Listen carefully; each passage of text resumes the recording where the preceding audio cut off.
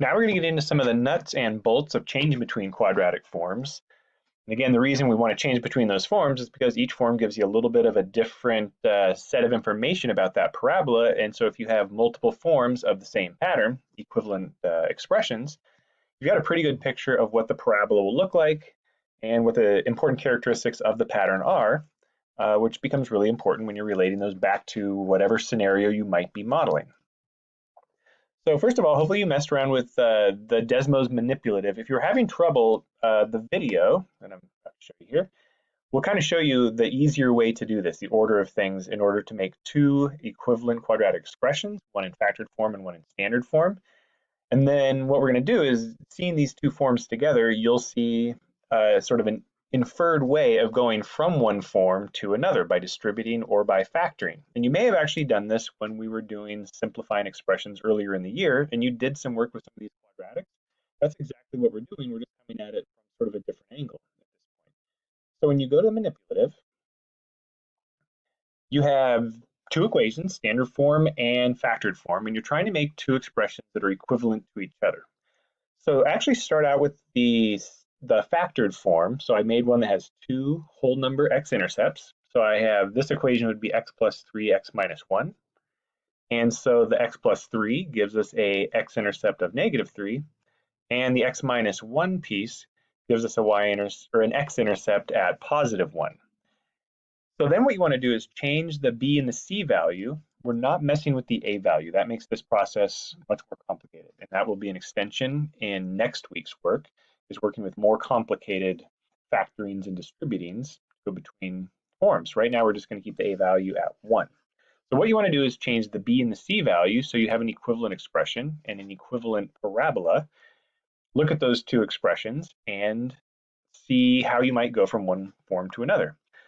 So what I'm going to do first is notice my y-intercept on the green line, the one that I've already done, is down here at negative 3. So the first thing I'm going to do with my standard form equation is slide it down so it has a y-intercept of negative 3, because we know that's what the c value is down here at negative 3. Now they have the same shape, and they also have the same y-intercept. We just need to scoot that thing down to the left to match that curve. That's what the b value will help us do. So I'm going to move it up. That goes the wrong way. So I'm going to move it this way, a few notches, and boom, they perfectly match. And then write down those two expressions in OneNote, and we'll look at how you might go from one to the other. You want to do this a couple times. So I'm not going to show you OneNote just yet. I'm going to show you another equation and its equivalent standard form equation. You can see this process again, and then we'll look at a couple of these and see what the process is for going between standard form and factored form. So let's do another one let's do x plus 3. Let's do x plus 2. And let's make this one, let's see, this would be x minus negative 4, so it'd be x minus 2, x plus 4 for this one. And you can see those intercepts at negative 4 and negative 2. And notice my y-intercept is up here at, looks like at 8. So the first thing I'm going to do with my standard form equation, I'm going to move that up so it has a y-intercept at 8.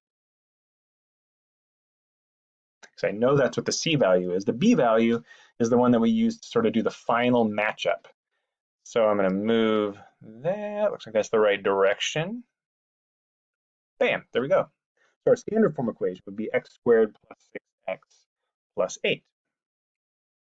And we'll look at that one in OneNote in just a minute. I'm going to do just one more. So for this one, I'm going to do, how about, that should be x plus 3. And that would be x plus 3 as well, because it's m is negative 3, this would be x minus negative 3. You could just write this as x plus 3 times x plus 3. And then looks like that one has a y-intercept at 9. So I'm going to bump that up, and we've got a match already. So that would be x squared plus 6x plus 9. Two equivalent expressions. So let's look at these in OneNote to see what the connection is between these two forms so that we can learn how to change between forms and get all of the information we need to describe our parabola through that process. Okay, so I'm going to list these up here, and maybe you'll actually, looking at your own, then looking at these, you'll see that connection. So my first one was x plus 3, x minus 1, and the standard form equivalent of that was x squared plus 2x minus 3. My second one was x minus 2, x plus 4.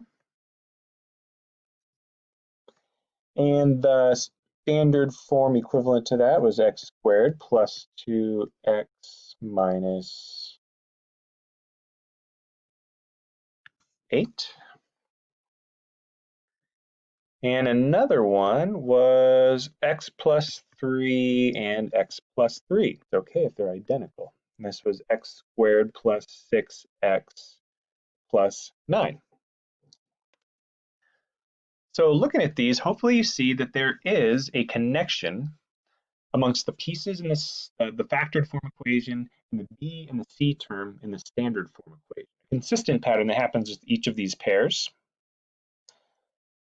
So notice, first of all, the two values that indicate our x-intercepts, notice if you add those two together, the sum of those two. So for example, 3 plus negative 1, add those together, you get 2. If you multiply those two, that number times that number, multiplying, we get that one. Notice that happens for each of these. Negative 2 plus 4 is positive 2. Negative 2 times 4 is negative 8. 3 plus 3 is 6.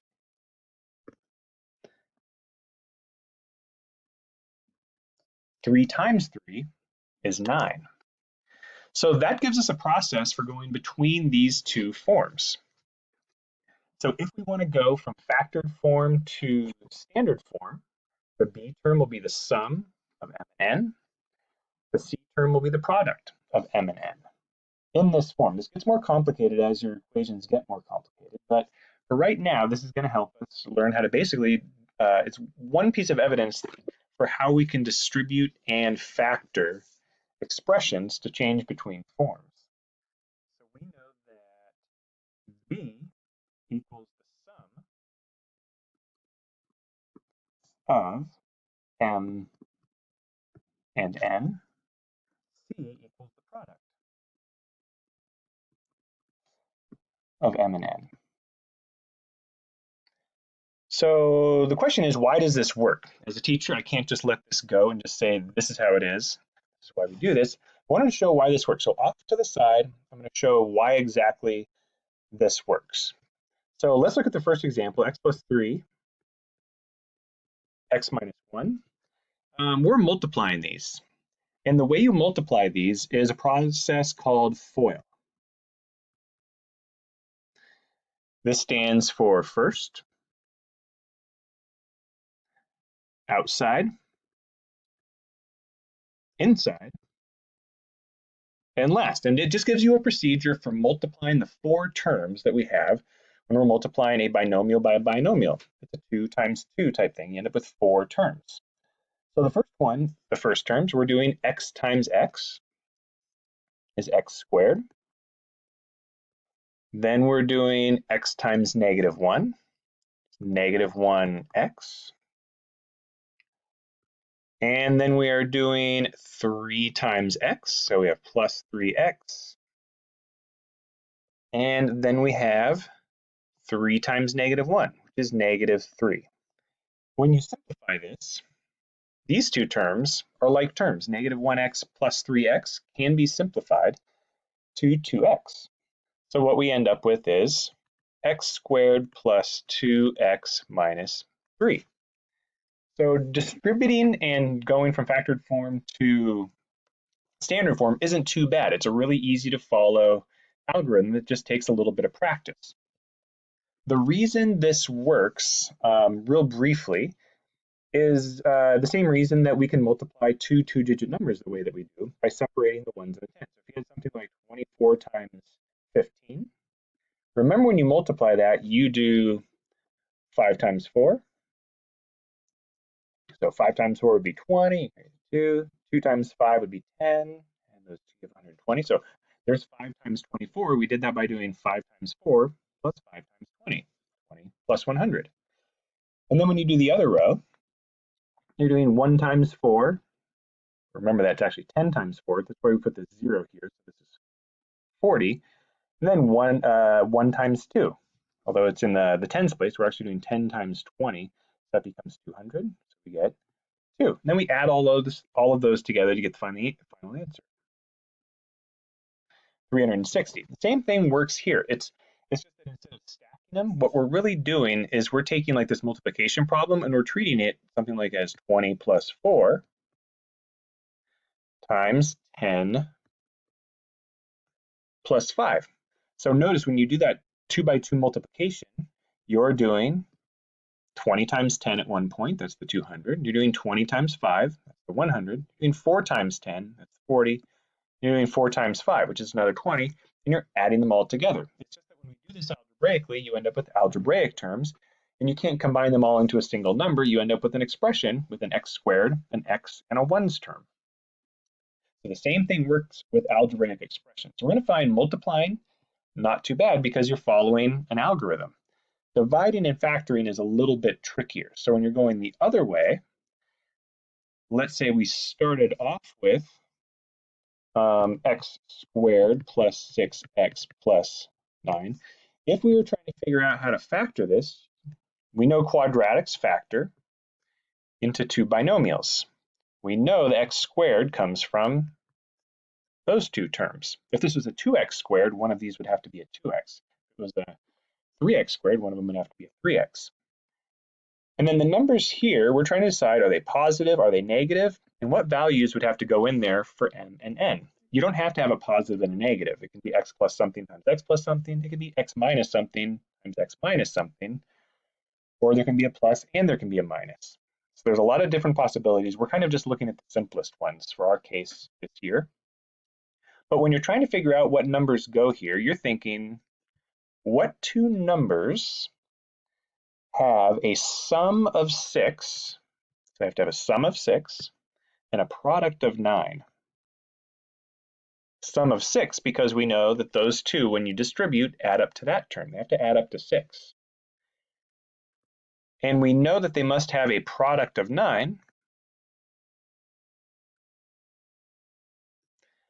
because that's where the 9 comes from, is multiplying those last two terms. That's the L, the last, in FOIL. So when you're factoring, you have to go the other way, but you're looking at that same relationship to help you. And in the next video, as you're working through some of these problems, I'll go over and give some hints on how you would factor some of these. The distributing ones aren't too bad, but I'll go over a couple of those. It's the factoring ones that tend to be a little bit tricky. And I think they're great mind puzzles. So watch the next video if you need help with those. But remember, you're also using Desmos to check those. When you have your two forms of your equation, you can put them both in Desmos. They should match, and hopefully they have the intercepts and vertex that you predicted.